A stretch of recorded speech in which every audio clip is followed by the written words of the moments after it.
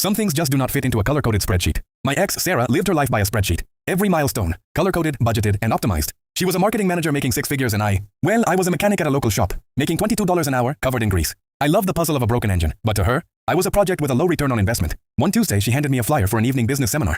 She said, I need you to match my energy. Leo, I can't build a life with someone who settles. I told her. I liked my life. 2 weeks later, her side of the closet was empty. She left a note saying, I hope you find your drive. She took the premium tool set. I bought her for her dad. That really stung. I just kept turning wrenches. Everyone expected me to spiral, but honestly, I just felt light. Then my uncle called. He'd bought an old rundown marina up in Maine, and the boat mechanic had just walked out. He told me, no money yet, kid, but there's a cot in the back office, and all the fresh air you can breathe. So I packed my truck and drove north. The marina was a total wreck. The roof leaked and the winters were brutal. But for the first time, nobody was staring at me like I was a disappointment. I spent my days fixing ancient diesel boat engines and learning the local waters from an old fisherman named Hank, who swore like a sailor and paid me in fresh lobster. Then came Maya. She ran the bait shop at the end of the dock. She'd wander over after sunset, hand me a cold beer, and listen to the engine purr. She never asked where I saw myself in 5 years. She just asked if the striped bays were biting tomorrow. 6 months later, my phone buzzes. Sarah, I saw your uncle's post. Are you seriously living in a shed? Leo, you're throwing your potential away. Maya looked over my shoulder, smiled, and said, tell her you also fixed the heater today. She'll really hate that. I texted back, found my drive. Turns out it just runs on a diesel engine. Sarah's spreadsheet is probably right on schedule. Good for her. But as for me,